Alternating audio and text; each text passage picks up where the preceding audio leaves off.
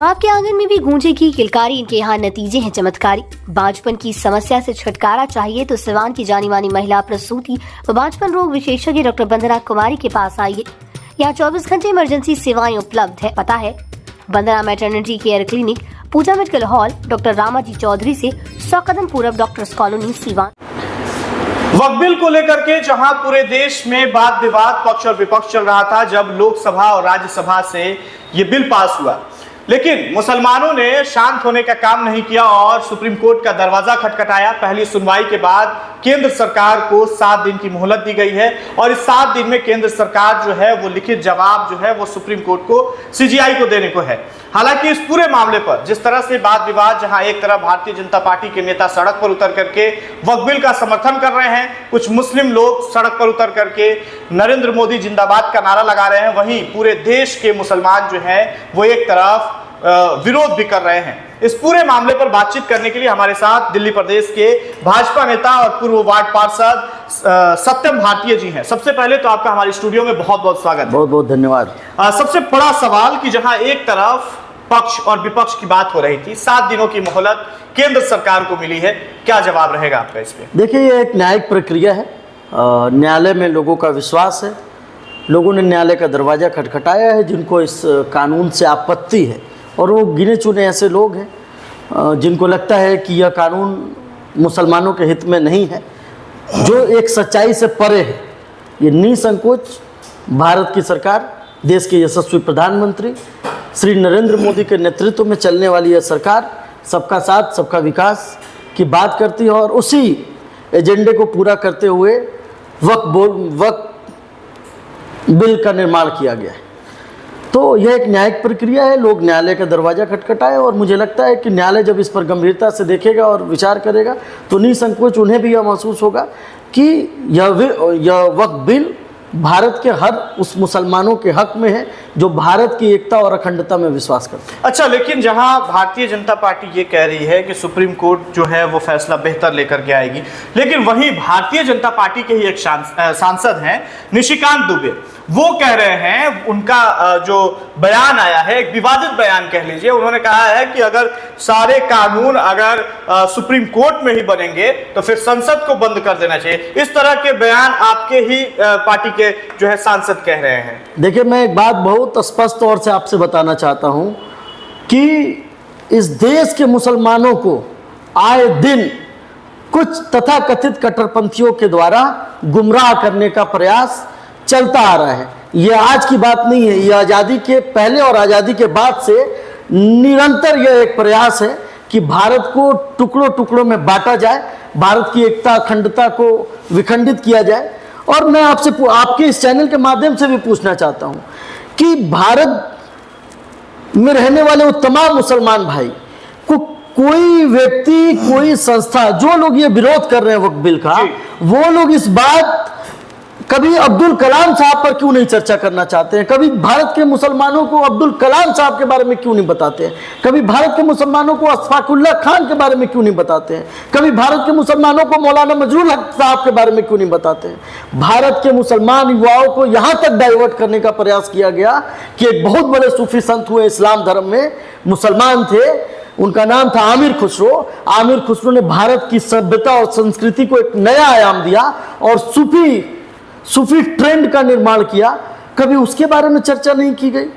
देश के मुसलमानों को हमेशा गुमराह करके, शिक्षा से वंचित करके और नए नए हथकंडे अपना करके भारत और भारतीयता के खिलाफ भड़काने का प्रयास कुछ चंद लोग करते हैं। और मुझे लगता है जब 7 दिन के बाद भारत का सुप्रीम कोर्ट इस वक्फ बिल पर अपना फैसला सुनाएगा तो निश्चित तौर पर जितने भी लोग सत्यम जी, हाँ। लेकिन मैंने सवाल ये किया था कि आपके पार्टी के सांसद ने इस तरह का बयान दिया है कि अगर सुप्रीम कोर्ट में कानून बनने लगे तो फिर संसद को बंद कर दिया। आप घुमा दिए बात को। मैं बात को नहीं घुमा रहा हूं। मेरा स्पष्ट मानना है कि न मैं इस्लाम के खिलाफ हूं, न मैं किसी मुसलमान के खिलाफ हूं। मैं हर उस जिहाद के खिलाफ हूं जो भारत की एकता और अखंडता को तार तार करने का प्रयास करता है। मैं हर उस जिहाद के खिलाफ हूं जो कन्हैया के हत्याओं को हत्या का खिलाफत नहीं कर पाता है। अच्छा, इस बात को आप मानते हैं कि निशिकांत दुबे ने जो बात कही है वो गलत है?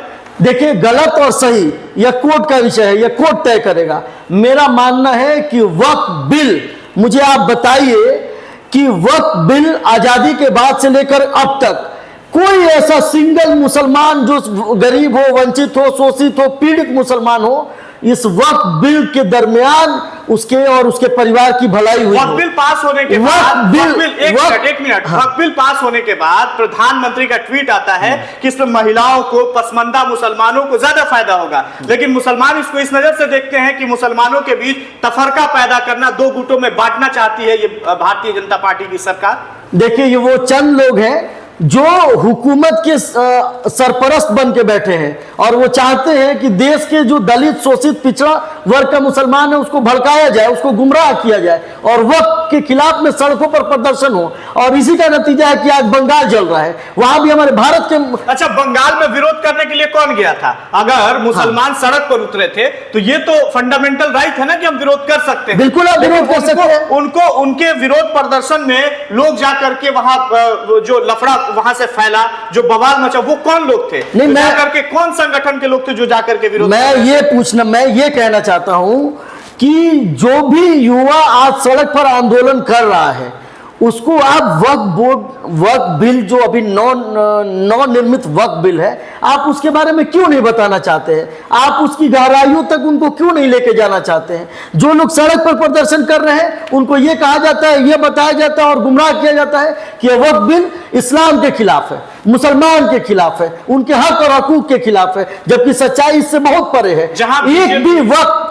एक भी वक्फ बोर्ड के द्वारा ऐसा कोई काम गिना दिया जाए मुझे जिससे किसी भी गरीब, पिछड़ा, दलित, वंचित मुसलमानों का भलाई हुआ हो। अच्छा सत्यम जी, ये बताइए, जो बीजेपी की गरीब महिलाओं को, पसमानदा समाज के मुसलमानों को इससे फायदा होगा, क्या फायदा होने वाला है पसमानदा मुसलमानों को? पसमानदा मुसलमान तो कह रहे कि इससे कोई हमें फायदा नहीं है। नहीं, अभी जब आप इस पूरे बुलेटिन की शुरुआत कर रहे थे तो आपने खुद ही कहा कि देश के कुछ मुसलमान आज नरेंद्र मोदी के समर्थन में वक्फ बिल का समर्थन कर रहे हैं और कुछ एक मुसलमान आज सुप्रीम कोर्ट का दरवाजा खटखटा रहे हैं। तो देखिए, जब उनकी भी आस्था भारत के इस नए कानून में बढ़ेगी, निश्चित तौर पर वो भी हमारे समर्थन में आएंगे, इस वक्फ बिल के समर्थन में आएंगे और देश विकास के एक नए आयाम की तरफ बढ़ेगा। चलिए, अब बिहार विधानसभा चुनावी वर्ष और चुनावी वर्ष में कई हथकंडे अपनाने की कोशिश भारतीय जनता पार्टी भी कर रही है, अन्य पार्टी भी कर रही है।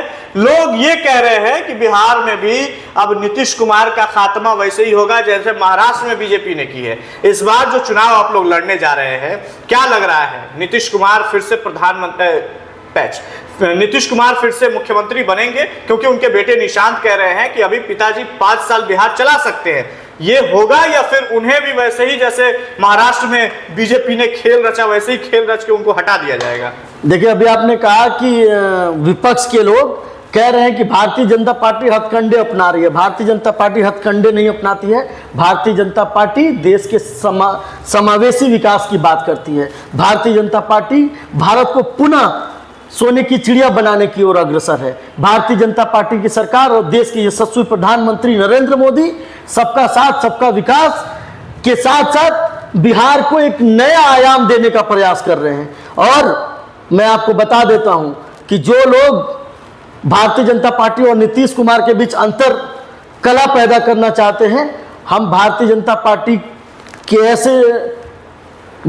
पार्टी अपने नीति के लिए, अपने विचार के लिए जानी जाती है। अच्छा सत्यम जी, आपने कहा कि सोने की चिड़िया बनाना चाहती है ये भारतीय जनता पार्टी, कैसे बनाएगी? क्या हिंदू, मुसलमान, दलित, पिछड़ा यही करके गाय गोबर आए दिन चुनाव में इस तरह के विवाद, हिंदू राष्ट्र बनाने की बात, क्या इससे देश जो है वो सोने की चिड़िया में फिर तब्दील होगा? क्यों आपको नहीं लगता है कि भारत की सीमाएं पहले से ज्यादा सुरक्षित हुई हैं? आप अगर मुझसे ये सवाल करते हैं तो मेरा जवाब है इस संदर्भ में कि आपको नहीं लगता, देश के हमारे आम जनमानस को नहीं लगता कि भारत की सीमाएं पहले से ज्यादा सुरक्षित है? भारत के लोग डिजिटली इंप्रूव हुए हैं। भारत के युवा रोज नए नए स्टार्टअप की तरफ बढ़ रहे हैं। ये विकास नहीं तो क्या है? ये वही लोग हैं जो महागठबंधन के तथाकथित महाजंगल राज के उपज करता है और वही लोग इस तरह के आरोप लगाते हैं। नीतीश कुमार जी आज हम लोगों के माननीय मुख्यमंत्री हैं और कल भी नीतीश कुमार के नेतृत्व में बिहार का चुनाव लड़ा जाएगा। यह बात भारतीय जनता पार्टी के राष्ट्रीय अध्यक्ष, देश के यशस्वी प्रधानमंत्री नरेंद्र मोदी और भारत के गृह मंत्री अमित शाह जी ने भी कहा है। और मैं आपको यकीन दिलाना चाहता हूं कि नीतीश कुमार उस शख्सियत का नाम है जिसने बिहार को सुशासन देने का काम किया है। एक जो बात आम चर्चा सड़कों पे चलती है वो भी आपके समक्ष रखना चाहता हूं। नीतीश कुमार के समुदाय के लोग नीतीश कुमार के नाम पर न हत्या किए, न बलात्कार किए, न लूट किए, न अपहरण का उद्योग लगाए। नीतीश कुमार उस शख्सियत का नाम है जिसने बिहार को नया बिहार बनाया, बिहार को नया आयाम दिया। मैं आजकल अगर दिल्ली रहता हूं तो दिल्ली में जो पुराने लोग हैं, जो बिहार कभी आए नहीं हैं, बिहार के महाजंगल राज से डरे हुए थे अभी तक, जब उनको नीतीश कुमार के बारे में बताया जाता है तो उनके अंदर भी उत्सुकता बढ़ती है कि मैं बिहार की पावन भूमि पर पार्टी के लोग जो कहते हैं महाजंगल राज, इस महाजंगल राज में क्या बदलाव हुआ है? बिहार में लूट नहीं होता है, बिहार में महिलाओं के साथ छेड़खानी, रेप नहीं होता है, डकैती नहीं होती है, कभी तनिष्क में जाकर के गुंडे जो हैं वो अपराधी जो हैं वो बंदूक के बल पे लूट ले जाते हैं, गोपालगंज में लड़की के साथ बलात्कार किया जाता है, क्या होता है? देखिए, क्राइम का जो डेटा आप मुझे बता रहे हैं, मैं उस डेटा पर यही कहना चाहता हूं कि महाजंगल राज और आज के बिहार में यही अंतर है कि पहले बिहार में प्लान्ड क्राइम होते थे। पहले बिहार में लोगों को टारगेटेड क्राइम करने का अवसर मिलता था। बचने का कुछ ना कुछ नहीं, रास्ता निकाल रहे हैं। मैं बचने का रास्ता नहीं निकाल रहा साहब, हो रहा है, मैं भुक्तभोगी हूं। मैं तो इस बात को मैं महाजंगल राज के उन कुकृत्यों का, उन अपराधों का भुक्तभोगी हूं साहब। पहले प्लान क्राइम किया जाता था, पहले किसी जनप्रतिनिधि के खिलाफ, उसके कुकृत्यों के खिलाफ बोलने का मतलब था कि आपको मौत के घाट उतार दिया जाता था। आज के परिवेश में सिवान की धरती पर, बिहार की धरती पर और हिंदुस्तान की धरती पर आप किसी भी नेता के उन गलत विचारों का, उनके गलत कृत्यों का खुलेआम विरोध कर सकते हैं। यही अंतर है पहले के बिहार और अब के बिहार में। चलिए, तो सत्यम भारती जी थे हमारे साथ, बातचीत हो रही थी वक्फ बोर्ड पर भी, वक्फ बिल पर भी इन्होंने खुल करके अपना बात रखा है और बिहार विधानसभा चुनाव, जंगल राज और महाजंगल राज पर भी इन्होंने अपनी बात खुल करके रखी है। इस पूरी वीडियो पे, इस पूरी खबर पर आपकी क्या कुछ प्रतिक्रिया होगी? आप अपनी प्रतिक्रिया कमेंट बॉक्स में जरूर दें। बहुत बहुत धन्यवाद।